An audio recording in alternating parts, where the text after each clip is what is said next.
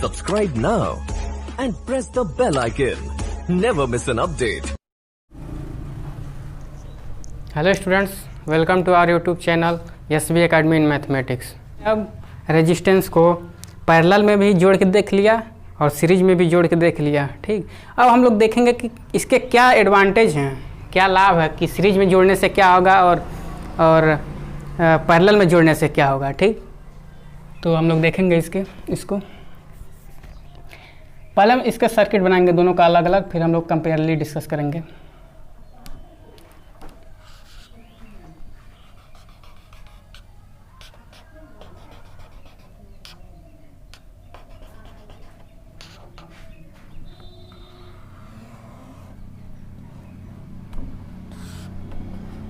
ये हमारा बैटरी हुआ, ठीक, ये हमारा की हुआ,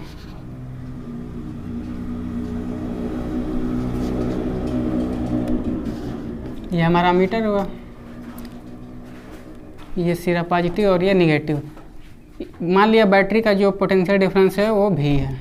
ठीक, ये हमारा बैटरी हुआ,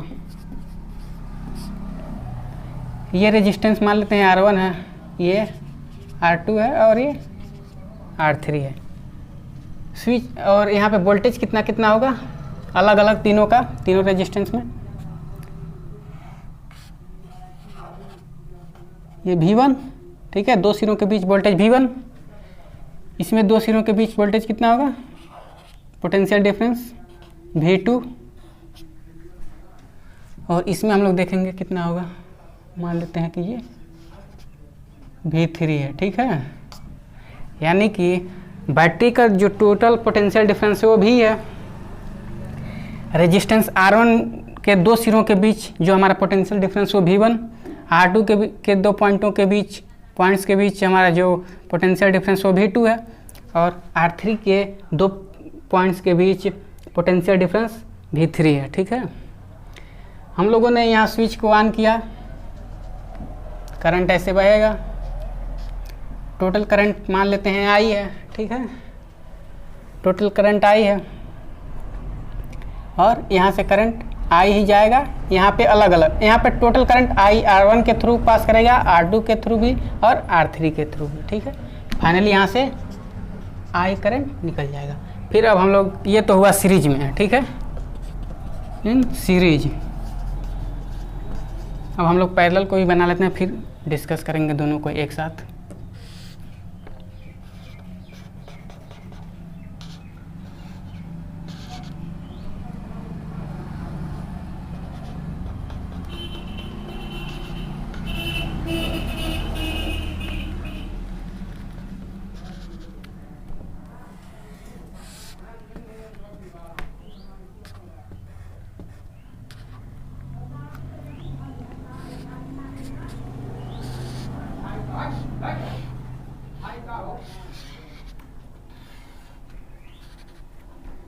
ये हमारा मीटर हुआ, ये की हुआ, ये हमारा बैटरी हुआ।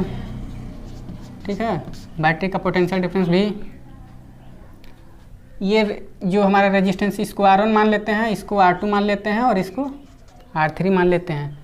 हमने स्विच को यहाँ से ऑन किया, ऐसे करंट पास करेगा, टोटल करंट I मान लेते हैं इसमें भी। ठीक, और इसमें जो पोटेंशियल डिफरेंस होगा दो पॉइंट के बीच, वो जितना बैटरी का होगा उतना ही होगा। ठीक है, क्योंकि तीनों प्रतिरोधों का एक सिरा एक बिंदु से और दूसरा सिरा दूसरे बिंदु से जुड़ा हुआ है। यहाँ पे पोटेंशियल डिफरेंस भी ही होगा, इसमें कोई चेंज नहीं होगा। करंट में चेंज होगा। ठीक, यहाँ से करंट I पास करेगा जरूर, लेकिन यहाँ जाने के बाद इसके तीन रास्ते हैं, एक यहाँ से through R1 and through R2 and through R3। ठीक है, मान लेते हैं इसमें I1 करंट है, इसमें I2 करंट है और इसमें I3 है हमारा। ठीक है, अब इन पैरेलल, अब देखिए, मान लीजिए कि यहाँ से करंट पास किया। ठीक, I, यहाँ से I ही पास करेगा, यहाँ से भी आई पास करेगा और यहाँ से आई पास करके ओवरऑल निकल जाएगा। ठीक है, मान लीजिए कि ये हमारा जो रेजिस्टेंस है, रजिस्टर जो हमने यहाँ पे यूज किया है, ये हमारा बंद हो गया, या हमने बंद कर दिया या किसी कारणवश बंद हो गया अपने आप से। ठीक है, तो अब क्या होगा, करंट यहाँ से जाएगा, ये हमारा बेकार है, यानी कि जो रजिस्टर 1 है R1 वो यूजलेस है। ठीक, तो हमारा करंट यहीं रुक जाएगा, यानी कि परिपथ हमारा टूट जाएगा और फाइनली उसमें करंट पास नहीं करेगा। ठीक है, अब इसमें हम लोग बात करेंगे, यहाँ से करंट आई पास करेगा। ठीक, यहाँ जाने से इसके 3 रास्ते हैं। मान लेते हैं कि ये जो है R1 वो बंद हो गया है, ख़राब हो गया है, जो भी रीजन हो, ये काम नहीं कर रहा है। ठीक, तब फिर करंट कैसे पास करेगा, मान लीजिए यहाँ से करंट आएगा, फिर भी इसके पास 2 रास्ते तो बचे ना, through R2 and through R3। ठीक है, मान लेते हैं कि R2 खराब हो गया है, काम नहीं कर रहा है, तो R1 के थ्रू पास करेगा करंट और R3 के थ्रू भी। ठीक है, यानी कि इसमें अगर कोई एक यूज वर्क नहीं करता है, ठीक है, फिर भी इसके पास कई रास्ते होते हैं करंट पास करने के, लेकिन इसमें तो नहीं होते हैं। अगर मान लीजिए ये सही है और ये यूजलेस हो गया, तो फिर करंट यहाँ तक आएगा, फिर इससे पास नहीं करेगा। ठीक, तो ये इसके, तो यानी कि एडवांटेज किस में है, पैरेलल। यदि हम लोग रेजिस्टेंस को पैरेलल में जोड़ते हैं, ठीक, तो हमको ज़्यादा लाभ मिलेगा। ठीक, तो ये हमारा एडवांटेज होता है। ठीक, फिर हम लोग देखेंगे कि ठीक, इसमें टोटल करंट आई है। ठीक, यहाँ से पास करेगा, I1 I2 और I3 में डिवाइड हो जा रहा है, यानी कि रेजिस्टेंस के अनुसार करंट डिवाइड हो जा रहा है। जिस हिसाब से हम रेजिस्टेंस ले रहे हैं, लगा रहे हैं उसमें सर्किट में, उसी हिसाब से उसमें करंट भी पास करेगा। ठीक है, लेकिन इसमें तो ऐसा नहीं है, इसमें तो टोटल करंट आई है और आई ही पास कर रहा तीनों से। ठीक है, इसमें तो तीनों से आई ही पास कर रहा है, यानी चाहे रेजिस्टेंस कुछ भी हो। इसलिए ये जो सर्किट है, यदि हम लोग रेजिस्टेंस को सीरीज में ऐड करते हैं, तो हमारा जो सर्किट है वो डैमेज होने का ज़्यादा चांस होता है उसमें, जबकि इसमें पैरेलल में ऐसा नहीं होता है। ठीक, ये एडवांटेज है इसके पैरेलल क्रम में जोड़ने के रेजिस्टेंस को। ठीक, अब हम लोग न्यूमेरिकल के बारे में बात करेंगे। ठीक, न्यूमेरिकल के बारे में बात करेंगे। पहले हम लोग देखेंगे कि जब रेजिस्टेंस सीरीज में जुड़े होते हैं तो फिर कैसे न्यूमेरिकल को सॉल्व करेंगे, और फिर उसके बाद जब रेजिस्टेंस पैरेलल में जुड़े होते हैं तो फिर हम लोग उस पर बेस न्यूमेरिकल करेंगे। ठीक है, तो ये हमारा क्वेश्चन है। ठीक है, क्वेश्चन कह रहा है एक विद्युत लैंप जिसका प्रतिरोध 20 ओम है, ठीक है, तथा एक 4 ओम प्रतिरोध का चालक 6 वोल्ट की बैटरी से चित्र में दिखाए अनुसार, ये हमारा चित्र है, इसको देखिए आप। फिर कह रहा है कि फिर हमसे पूछ रहा है क्या, कुल प्रतिरोध, यानी कि इसमें कुल प्रतिरोध कितना होगा, दूसरा क्वेश्चन है। कुल प्रवाहित विद्युत धारा, ठीक, इसमें कुल कितनी विद्युत धारा प्रवाहित होगी ये पूछ रहा है। फिर तीसरा कह रहा है लैंप तथा चालक के सिरों के बीच विभवांतर, यानी कि लैंप के सिरों के बीच विद्युत विभवांतर पूछ रहा है और फिर चालक के सिरों के बीच विद्युत विभवांतर पूछ रहा है। तो हम लोग इसको सॉल्व करेंगे। देखिए इसको कैसे सॉल्व करते हैं हम। कह रहे विद्युत लैंप जिसका प्रतिरोध 20 ओम है, ठीक। मान लिया कि विद्युत लैंप का जो प्रतिरोध है वो R1 है, ठीक। तो R1 कितना होगा हमारा 20 ओम, ठीक है। R1 हमारा 20 ओम होगा। फिर कह रहा एक 4 ओम प्रतिरोध का चालक यानी कि R2 भी दिया है, मान लेते हैं वो R2 है। R2 हमारा दिया है 4 ओम। कह रहा कि 6 वोल्ट की बैटरी से जुड़ा हुआ है, यानी कि बैटरी का कुल विभवांतर कितना है, यानी कि भी हमारा दिया है 6 वोल्ट, ठीक है। पोटेंशियल डिफरेंस दिया है 6 वोल्ट।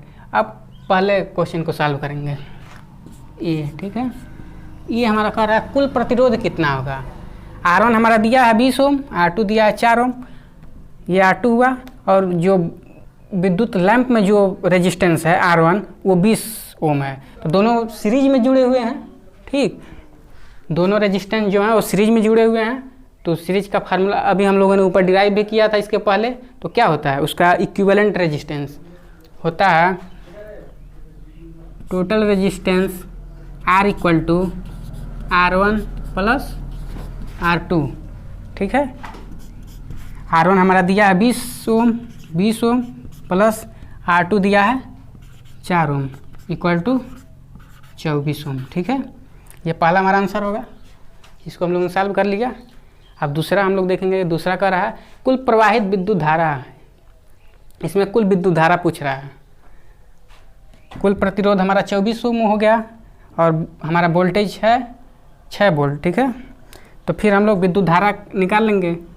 ओम के नियम से क्या होता है, V equal to I into R होता है, यानी कि I equal to V upon R हो जाएगा। ओम के नियम से V equal to I into R, फिर I हमारा हो जाएगा V अपान आर। ये हम लोग दूसरा सॉल्व कर रहे हैं, तो फिर यहाँ पे हम लोग वैल्यू पुट करेंगे और सॉल्व करेंगे। V की वैल्यू दिया है 6 और R हमारा टोटल रेजिस्टेंस है 24। तो ये कितना हो जाएगा, यानी ये हमारा हो जाएगा 1/4 इक्वल टू 0.25 एम्पियर। करंट का यूनिट एम्पियर होता है। दूसरा हम लोगों ने सॉल्व कर लिया, ये हम लोगों ने सॉल्व कर लिया। अब तीसरा कह रहा है कि लैंप तथा चालक के सिरों के बीच विभवांतर। हम लोग यहाँ पे लिखते हैं, हम मान लेते हैं जो लैंप के 2 सिरों के बीच विद्युत विभवांतर है उसको हम लोग V1 मान लेते हैं, ठीक।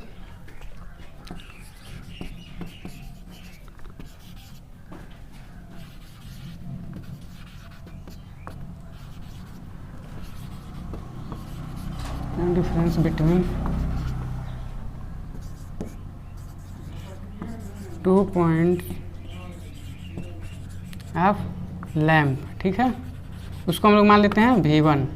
तो V1 हमारा क्या होगा, V1 हमारा हो जाएगा V1 इक्वल टू IR1 हो जाएगा, ठीक। IR1 I हमारा है 0.25 ampere equal to 0.25 into R1 कितना है, यानी कि लैंप में कितना रेजिस्टेंस है, 20 ओम है, 20। तो जो हमारा V1 हो जाएगा वो हो जाएगा 5, ठीक है, 5 वोल्ट हो जाएगा। यानी कि लैंप के 2 सिरों के बीच विद्युत विभवांतर 5 वोल्ट हो जाएगा। इसी तरह से हम लोग मान लेंगे कि चालक के 2 सिरों के बीच विद्युत विभवांतर V2 है, ठीक। तो हमारा V2 क्या हो जाएगा, V2 इक्वल टू IR2, यानी कि I कितना है 0.25 एम्पियर, 0.25 इंटू R2 कितना है, यानी कि चालक में रेजिस्टेंस कितना है 4 ओम है, 4। तो जो हमारा V2 हो जाएगा वो हो जाएगा 1 वोल्ट, ठीक है, 1 वोल्ट। तो ऐसे तीनों क्वेश्चन सॉल्व हो गए। अब इसको आप लोग नोट कर लीजिए।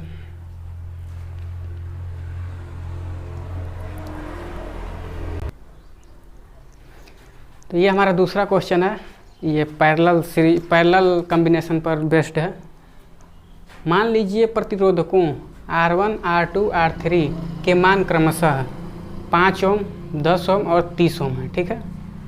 इन्हें 12 वोल्ट की बैटरी से संयोजित किया गया है, यानी कि जो बैटरी का वोल्टेज है कुल वो 12 वोल्ट है, ठीक है, 12 वोल्ट है।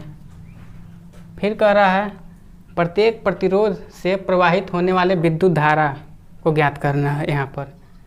तो हमारा प्रतिरोध R1, R2, R3 है और R1 equal to 5 ohm, R2 equal to 10 ohm और R3 इक्वल टू 30 ओम है। तो यहाँ हम लोग नोट कर लेते हैं पहले क्या क्या दिया है हमको। यहाँ हमारा दिया है बैटरी का वोल्टेज दिया है 12 वोल्ट, ठीक। फिर हमारा दिया है रेजिस्टेंस R1, R2 और R3। R1 हमारा है 5 ओम है, ठीक। R2 है हमारा 10 ओम और R3 है 30 ओम, ठीक है। ये हमको दिया है। फिर कह रहा है कि प्रत्येक प्रतिरोध से प्रवाहित विद्युत धारा, यानी कि रेजिस्टेंस R1 से प्रवाहित होने वाले विद्युत धारा को बताना है, फिर R2 और R3। ठीक है, तो क्या होगा, ये वोल्टेज तो यहाँ पे सेम रहेगा तीनों रेजिस्टेंस के केस में। करंट चेंज होगा, यहाँ से मान लीजिए I1 है, यहाँ से I2 है और ये I3 है। तो सबसे पहले हम लोग निकालेंगे कि रेजिस्टेंस R1 से पास होने वाले विद्युत धारा को, मान लेते हैं वो I1 है। ठीक है, तो I1 क्या होगा, V = I1 R1। ठीक है, ये फार्मूला होता है ओम के नियम से। तो हमको करंट बताना है, तो I1 = V/R1 = V हमारा कितना है, 12 वोल्ट है, 12 वोल्ट। और R1 हम मेरा दिया है 5 ओम है। ठीक, तो इसको हम लोग सॉल्व करेंगे तो कितना आएगा, ये हमारा आ जाएगा 2.4। ठीक, 2.4, इसमें हम 12 को डिवाइड करेंगे 5 से तो 2.4 आएगा। ठीक, एम्पियर हो जाएगा। ऐसे ही R2 में निकालेंगे। अब मान लेते हैं उसमें बहने वाली करंट I2 है, I2 = V/R2। ये कितना हो जाएगा, वोल्टेज 12 और R2 कितना है 10 = 1.2 एम्पियर। ठीक, 1.2 एम्पियर हो गया। अब ऐसे ही हम लोग R3 के द्वारा प्रवाहित होने वाले विद्युत धारा को निकालेंगे। तो ये हमारा हो जाएगा, मान लीजिए हम इसको I3 मान लेते हैं, तो ये हमारा हो जाएगा V/R3। ठीक, तो V हमारा दिया है 12 और R3 दिया है 30 हो जाएगा। तो इसको हम लोग सॉल्व करेंगे तो कितना आएगा, ये हमारा हो जाएगा ये हमारा होगा 0.4 एम्पियर। ठीक है, 0.4 एम्पियर। तो पहला क्वेश्चन हम लोग सॉल्व कर लिए। अब हम लोग दूसरे क्वेश्चन को देखेंगे। परिपथ में कुल धारा कितनी होगी, यानी कि जो परिपथ में ये धारा आई है इसको पूछ रहा है। ठीक, ये हमारा पहला क्वेश्चन था। ये दूसरे क्वेश्चन को हम लोग यहाँ लगाएंगे बी। कुल धारा पूछ रहा है। हम लोगों ने I1 निकाल लिया है, I2 निकाल लिया है, I3 निकाल लिया है। तो कुल धारा क्या होगा, कुल धारा I = I1 + I2 + I3, यानी कि I = I1 + I2 + I3। I1 है हमारा 2.4 एम्पियर, I2 है हमारा 1.2 एम्पियर एंड I3 है 0.4 एम्पियर। इसी को हम लोग ऐड कर लेंगे, टोटल करंट पता चल जाएगा। तो कितना होगा,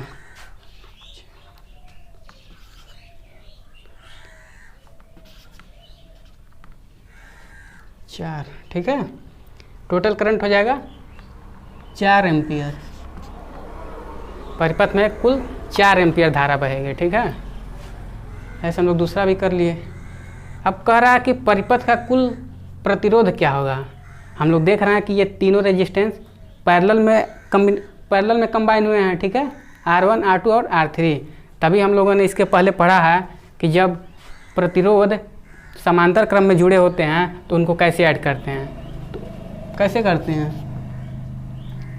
उसका यही होता है formula, 1/R = 1/R1 + 1/R2 + 1/R3। ठीक है, R1 हमारा गिवन है, R2 भी गिवन है, R3 भी गिवन है। यहाँ पुट कर देंगे वैल्यू और फिर इसको सॉल्व करेंगे। तो 1/R = 1/R1 कितना है 5, R2 है हमारा 10 और R3 है 30। 1/R = 5, 10 और 30 का एलसीएम कितना होगा, 30 होगा। ये हमारा हो जाएगा 6 और ये हो जाएगा 3 और ये हो जाएगा 1, यानी कि 1/R = 10/30 = 1/3। यहाँ से हमारा R क्या होगा, R = 3 ओम। ठीक है, परिपथ का कुल प्रतिरोध यानी कि इक्विवेलेंट रेजिस्टेंस जो हमारा होगा वो 3 ओम होगा। ठीक है, ये हमारा आंसर हो गया। इस तरह से हम लोग ने तीनों क्वेश्चन को बारी बारी से देखा। अब इसको नोट कर लीजिए। आज के लिए बस इतना ही, फिर नेक्स्ट टर्न पे हम लोग बात करेंगे आगे। ठीक है, आप लोग पीछे वाला सारा रिवाइज करते रहिए, और यदि आप लोगों ने चैनल को सब्सक्राइब नहीं किया है तो प्लीज़ सब्सक्राइब कर दीजिए। धन्यवाद।